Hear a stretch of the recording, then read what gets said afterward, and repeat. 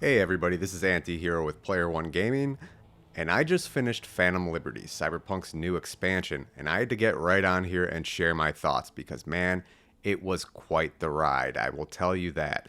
Now some of that is in part thanks to the massive 2.0 update that dropped a few days before Phantom Liberty's release.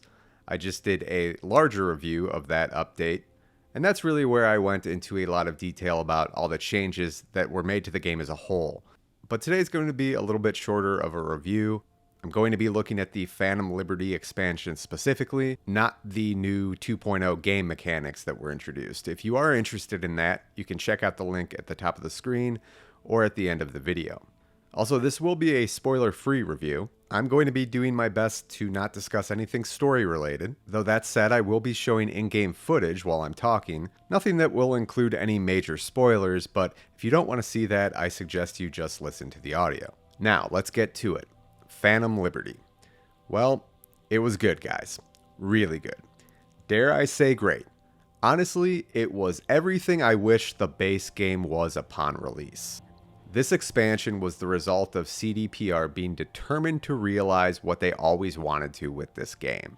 I think when they developed the base game, there was too much of a priority on making the game huge, rather than making it good. Phantom Liberty is the result of CDPR narrowing their focus and making quality a priority over quantity. Dogtown, which is the area of Night City that is unlocked with the expansion, is by far the most well done area in the game in my opinion. It's so atmospheric. It just screams post-apocalyptic cyberpunk wasteland. That's one of my favorite parts about this expansion, the atmosphere. And that's in large part due to the design of Dogtown. It's super immersive. The world feels real, feels lived in. More so than Night City proper, and my guess is that's the result of, again, CDPR just narrowing their focus a little bit. Because I feel like in the development of the original game, they were probably just pulled in so many different directions, just stretched too thin, and that does not appear to be the case with this expansion. Another major area they did so much better than the base game with is the story. Phantom Liberty's story is fantastic. Now, I judge story a little bit different in video games than I would like a book, or movie, or TV show. I think you have to. The way I really judge story in games is by how much buy-in I have during the game. How much does it pull me in? Do I care about all the little details of the quests, the what, whys, and hows? Or am I just like, okay, whatever, tell me where I need to go to complete the objective and advance my progress? And unfortunately, that's how a lot of the base game was for me. The main story certainly had its moments.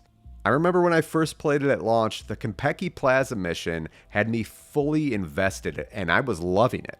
Unfortunately, I didn't really realize at the time that the story was kind of peaking at that point, and we were still in Act 1. Now look, this isn't supposed to be an indictment on the base game. The base game, especially after 2.0, is a whole lot of fun, though it's far from perfect, and story, and more specifically engagement, is one of the bigger issues in my opinion. But again, this is not an issue with Phantom Liberty. I was engaged the entire time. They had me from start to finish, and the ride just got better and better as I went along. One of the reasons I think this is because the quests were interesting and unique from one another. It never felt repetitive to me. There was always something new and unexpected around the corner, and I couldn't wait to find out what happens next. And like I said, the story just got better as it went along. The last couple missions in Phantom Liberty were so intense, and they really lived up to that spy thriller that Phantom Liberty was labeled as. And that's something else that I should mention real quick. This really is a spy thriller. CDPR really leaned into the genre, and I think that really worked for them. It's got everything you'd expect from the genre and more. And I think in general, it just really fits with that neo-noir style that Cyberpunk offers. Another thing I really liked about Phantom Liberty is there were a couple moments with some really tough decisions to be made. Everything wasn't all automatic. There comes a couple times where V reaches a fork in the road and you'll have to pick sides. And the right choice is really not an obvious one. I love that. Creating some internal conflict and uncertainty in me, the player, takes the game to a whole new level. It also means, of course, that the expansion has a few different ways that it can play out, which helps to increase replayability, which can never hurt. And one more thing in regards to story and engagement, and that's the side quests. The new gigs in Phantom Liberty are phenomenal. You can tell that they put a lot of time and care into these. See, most of the gigs in Cyberpunk's base game were kind of cut and paste.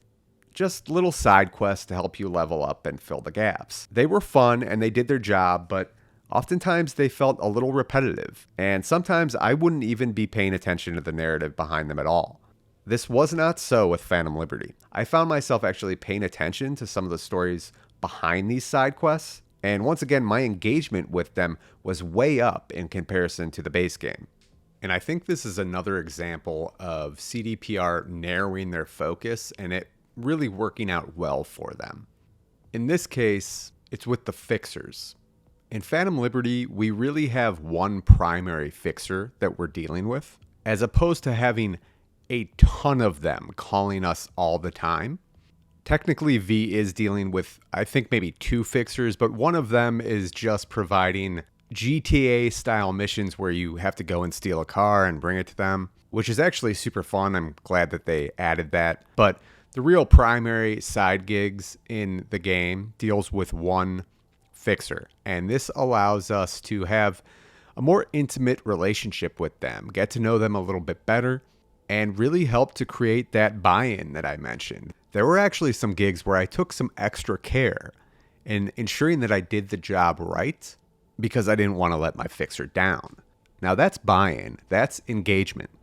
So yeah, long story short, I was very happy to see the side missions in the game kind of take a step up as well.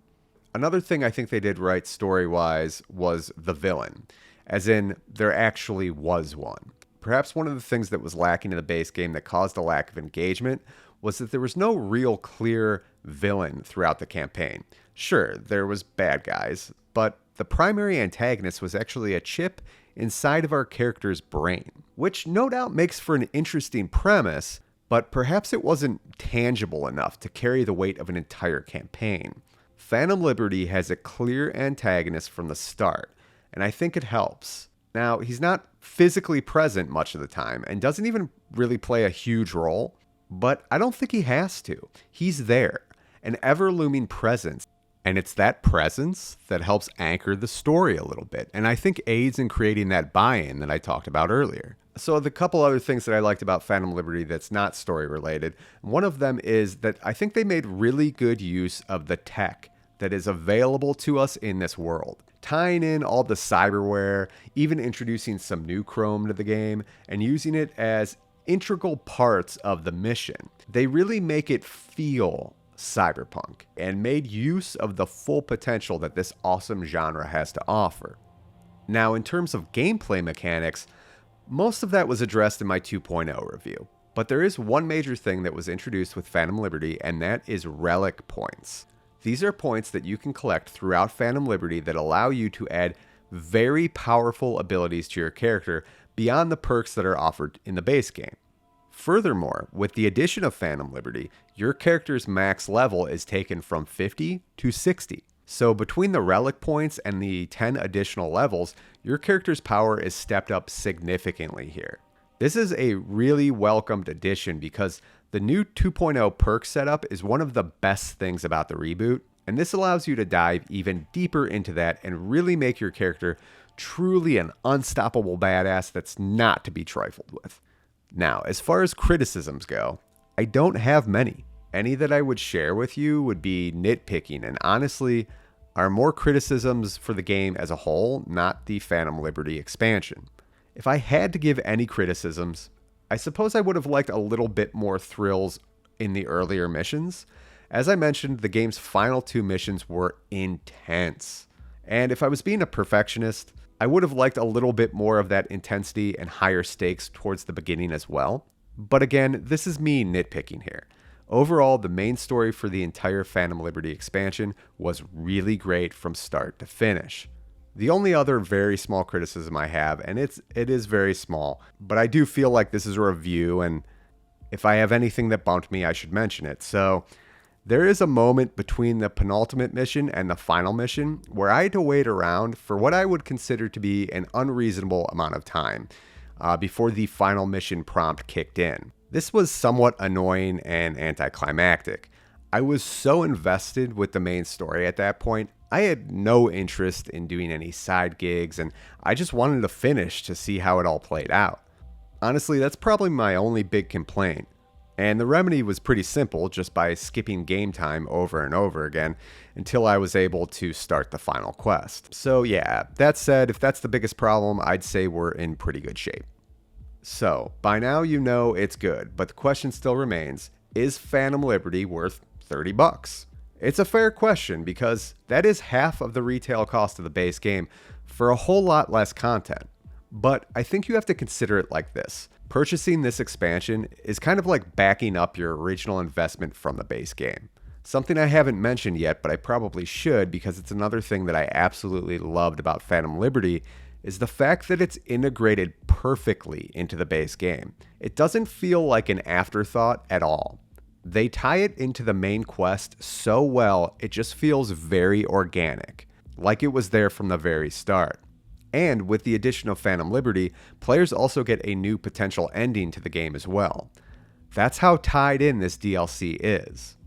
This entire expansion is said to be about 10 to 15 hours, depending on how much of a completionist you are. But that new content elevates the entire game so much that I would say it's absolutely 100% worth the $30 price tag. I had so much fun with this expansion. This was the Cyberpunk experience that I've been waiting for, and my confidence level in this franchise has been restored.